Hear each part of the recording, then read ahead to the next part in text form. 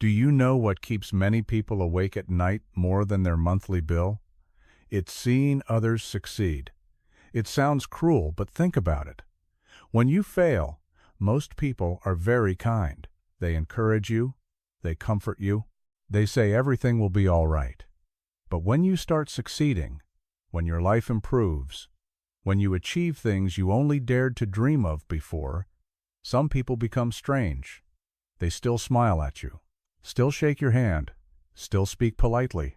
But somewhere in their eyes, there's an emotion that's hard to name. That's when you should understand that envy rarely appears in the form of overt hatred. It prefers to wear the cloak of politeness. The funny thing is, the person secretly envious of you is often not a stranger.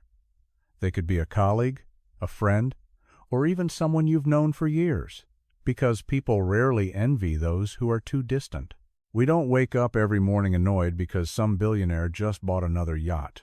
But we can feel uneasy when someone who used to be our equal suddenly surpasses us. That's because their success inadvertently becomes a mirror. And sometimes what bothers people isn't the mirror itself, but what they see in it. One of the most obvious signs is that they always try to downplay your success. You just got a promotion. They say the company must be short-staffed. You started a successful business. They say the market is just right. You lost 10 pounds and became healthier. They say it's just luck. It seems like anything you achieve has an explanation to make it less impressive. It's miraculous. Your success is always downgraded before it's acknowledged. Psychology calls this the ego defense mechanism. If they acknowledge that your success is due to discipline, perseverance, and effort, they'll have to wonder why they haven't done the same. And that's not a pleasant question at all. So the brain chooses the less painful path. Turn your success into luck.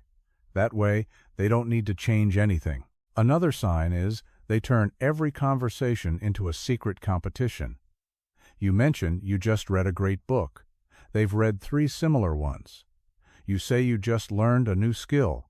They've known about it for a long time. You share that you just accomplished a personal goal. They immediately mention an even bigger achievement. The funny thing is, you never participated in this competition. You were just talking. But in their head, the scoreboard is constantly being updated. Confident people tend to focus on self-improvement. Insecure people focus on where they stand compared to others. A mentally healthy person will ask, "Am I better today than yesterday?" A person full of comparisons will ask, "Am I better than that other person today?" These 2 seemingly similar questions lead to 2 completely different lives. You'll also notice that secretly envious people are very sensitive to the success of others, but extremely tolerant of their own failures.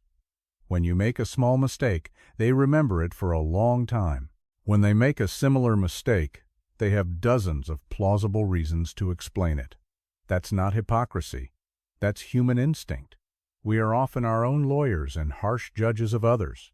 But in envious people, this tendency is even stronger. And perhaps the clearest sign is that they prefer to be there when you fail rather than when you succeed. When your life is in trouble, they are very enthusiastic. They listen, they share, they spend time with you.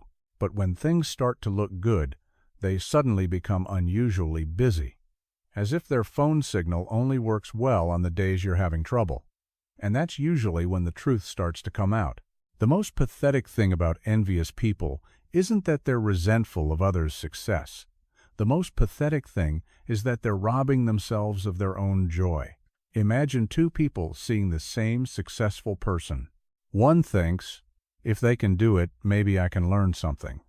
The other thinks, why them? The first person gains motivation. The second gains bitterness. The difference lies in how they see the world. That's why Stoics always remind themselves not to compare. Marcus Aurelius once wrote that we have too little time to live our own lives, but too much time to worry about the lives of others. And if you look around today, he would probably be even more surprised. Just a few minutes on social media is enough for someone to start feeling like they're losing. This person buys a new car. That person goes on a trip. Another person achieves something.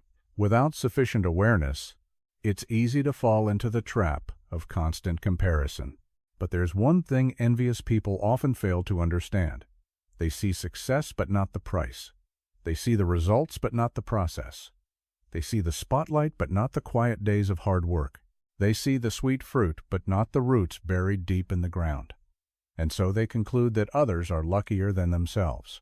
The truth is, most success is boring. It's built on repetitive daily routines, waking up a little earlier, being a little more disciplined, being a little more persistent. There's nothing exciting to tell. But that's the part that envious people often overlook. So, if you notice someone constantly trying to belittle your success, turning every conversation into a competition, showing up when you fail but disappearing when you succeed, don't get angry. Don't waste time proving your worth to them, because the problem has never been with you. The real battle is taking place in their minds. Strong people aren't those who make others jealous. Strong people are those who continue to grow without needing anyone's approval. They understand that not everyone is happy to see them succeed. They understand that the further they go, the more likely they are to become the target of comparison. But instead of stopping, they keep going, because they know one simple thing: spending time proving themselves to others is the quickest way to forget their own goals.